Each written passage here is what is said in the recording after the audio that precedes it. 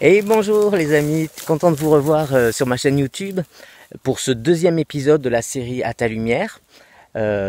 Déjà la semaine passée, plusieurs ont été là pour la première et c'était super. Et je veux en profiter pour remercier tous les gens qui me font des coucous, qui me font des petits likes et qui mettent des commentaires en bas de mes vidéos sur YouTube. Je les lis tous. Et merci aussi pour tous ceux qui viennent voir le site, lefleuve.net, et qui achètent des albums ou qui s'abonnent. C'est super encourageant et vraiment je vous remercie. Donc, sans plus tarder, on va lire ce texte sur la parabole des semeurs. Bon, ici c'est plutôt, on en est plutôt à la moisson, mais on se retrouve donc dans l'évangile de Luc au chapitre 8 pour la parabole du semeur. On y va. Jésus allait de ville en ville et de village en village, prêchant et annonçant la bonne nouvelle du royaume de Dieu. Les 12 étaient avec lui, et quelques femmes qui avaient été guéries d'esprits malins et de maladies. Marie, dite de Magdala, de laquelle étaient sortis 7 démons, Jeanne, femme de Chouza, intendant d'Hérode, Suzanne et plusieurs autres, qui l'assistaient de leurs biens. Une grande foule s'étant assemblée, et des gens étant venus de diverses villes auprès de lui, il dit cette parabole. Un semeur sortit pour semer sa semence. Comme il semait, une partie de la semence tomba le long du chemin. Elle fut foulée aux pieds et les oiseaux du ciel la mangèrent. Une autre partie tomba sur le roc. Quand elle fut levée, elle sécha parce qu'elle n'avait point d'humidité. Une autre partie tomba au milieu des épines. Les épines crurent avec elle et l'étouffèrent. Une autre partie tomba dans la bonne terre. Quand elle fut levée, elle donna du fruit au centuple. Après avoir ainsi parlé, Jésus dit à haute voix, « Que celui qui a des oreilles pour entendre, entende. » Ce texte que nous venons de lire dans l'évangile de Luc se trouve aussi dit un petit peu différemment dans l'évangile de Matthieu au chapitre 13 et dans l'évangile de Marc au chapitre 4. J'aime bien comment Matthieu raconte avec les détails qu'il donne. En fait, Matthieu dit que Jésus sort de la maison et il va sur le bord du lac.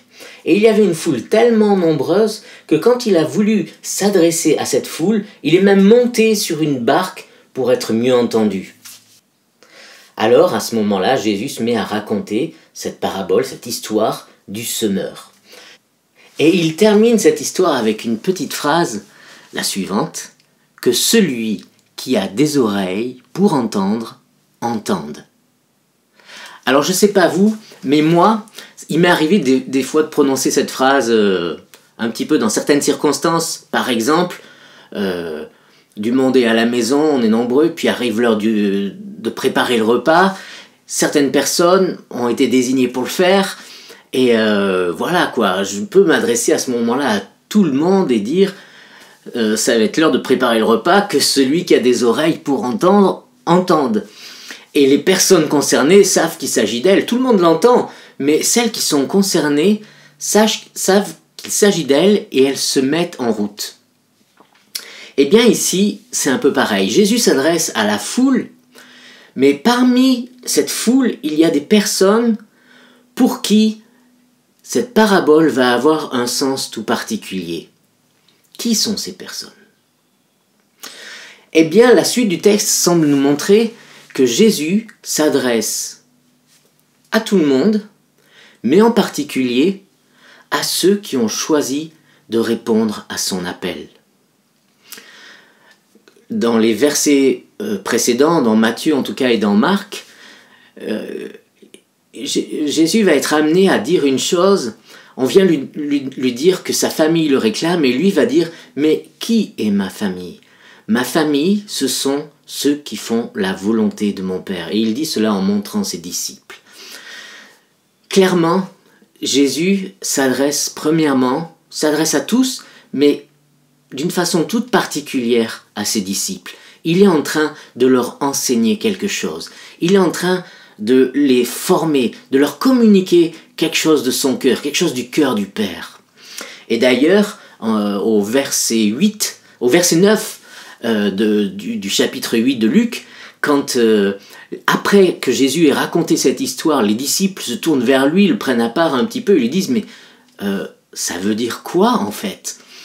Jésus, dans le verset suivant, va répondre cette phrase qui va leur donner quelque part toute l'ampleur de l'importance de ce qu'il est en train de leur communiquer.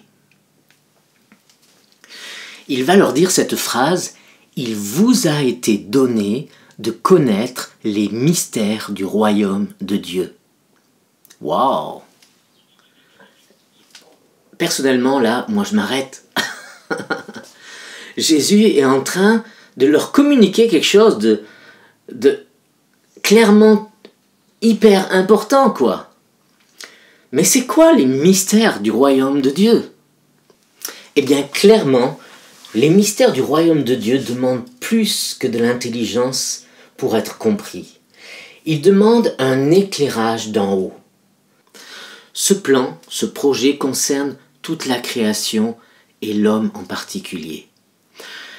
Paul, dans l'épître aux Éphésiens, nous donne un petit éclairage sur ce projet, mais plusieurs textes en parlent. On pourrait lire tout le premier chapitre de l'épître aux Éphésiens, mais en particulier les versets 3 à 14. Pour ma part, je vais commencer au verset 9. « Il nous a fait connaître le mystère de sa volonté, le dessein bienveillant qu'il s'était proposé en lui pour l'exécuter quand les temps seraient accomplis. Réunir sous un seul chef, le Christ, tout ce qui est dans les cieux et ce qui est sur la terre. » Voilà le projet éternel de Dieu. Dieu bâtit et travaille depuis la création à mettre en route ce projet. Il fait cela dès le départ avec Adam et Ève, et jusqu'à la venue de Jésus, et jusqu'à aujourd'hui même, et avec un objectif qui est défini dans le livre de l'Apocalypse, quand il nous est parlé de la nouvelle Jérusalem. Et le désir du Père est le désir de tout Père, la joie d'un Père est de pouvoir construire, travailler avec ses enfants. Son désir à lui est identique. Il désire nous inclure, nous rendre participants à son projet. Et pour cela, il nous donne un chemin. Jésus, Jean 14, Jésus qui dit « Je suis le chemin, la vérité et la vie. Nul ne vient au Père que par moi. Nul ne peut y arriver que par moi. » Jésus est le chemin. Et c'est en lien avec ce que l'évangéliste nous dit dans l'évangile de Jean, au premier chapitre, quand il parle de la lumière. Je voudrais juste vous lire ceci. Il parle donc dans le prologue de Jean, il est question de la parole qui était Dieu, qui était avec Dieu, et en elle était la vie. Et la vie était la lumière des hommes. La lumière brille dans les ténèbres, et les ténèbres ne l'ont point reçue. Mais plus loin, l'évangéliste dit « Mais à ceux qui l'ont reçue, elle donne le pouvoir de devenir enfants de Dieu. » Je vais m'arrêter plus longtemps sur ce passage dans une prochaine émission. Mais tout de suite, comprenons que la révélation vient par la lumière de Christ. Nous avons besoin d'être éclairés pour comprendre le projet de Dieu et pour comprendre le chemin. Qu'est-ce que c'est le chemin ?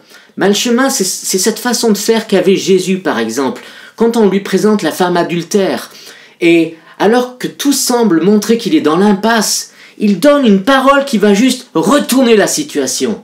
Ça, c'est l'action de la lumière. Jésus portait la lumière, il était la lumière.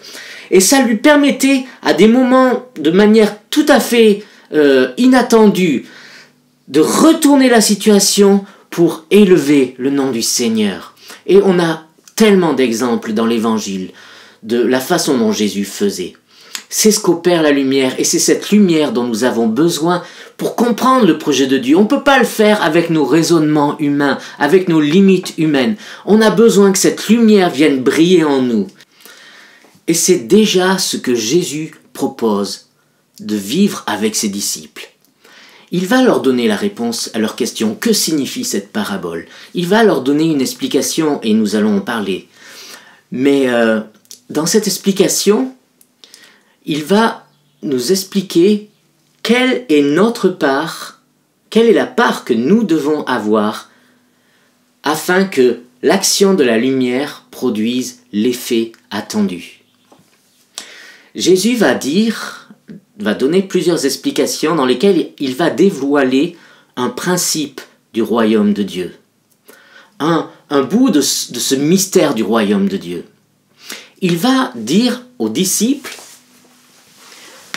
la façon dont vous écoutez détermine le fruit que vous allez porter. Mais ça, nous allons le voir dans le prochain épisode de cette série. Et nous allons voir comment notre façon d'écouter a un impact sur le fruit que la semence vient produire en nous. Nous allons voir que Jésus nous parle de plusieurs terrains qui sont soit des terrains favorables, soit un obstacle à ce que la vie, à ce que la lumière brille au travers de nous et à ce que nous portions du fruit en tant que citoyens du royaume. Alors si vous ne voulez pas manquer ce prochain épisode, je vous encourage à vous abonner à ma chaîne YouTube et à cliquer sur la petite cloche afin d'être averti quand la prochaine vidéo va paraître. Merci pour ce temps que nous avons passé ensemble et je vous dis à très bientôt. Au revoir.